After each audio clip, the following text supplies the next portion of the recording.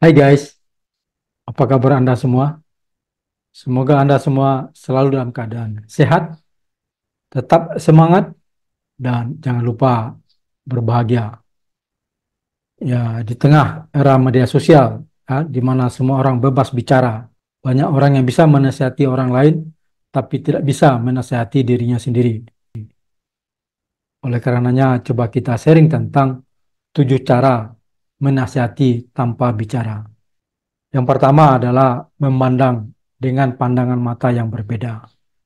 Lalu yang kedua, mendiamkan. Sedangkan yang ketiga, menjawab dengan bahasa isyarat secukupnya jika ditanya. Lalu yang keempat, berusaha mengelak atau menghindari ketika akan ketemu.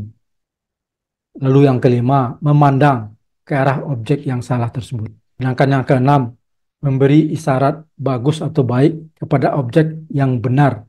Lalu yang terakhir, yang ketujuh adalah dengan memberi contoh perbuatan yang baik dan benar. Demikian sering singkat kita pada pagi hari ini. Semoga ada manfaatnya. Salam inspirasi.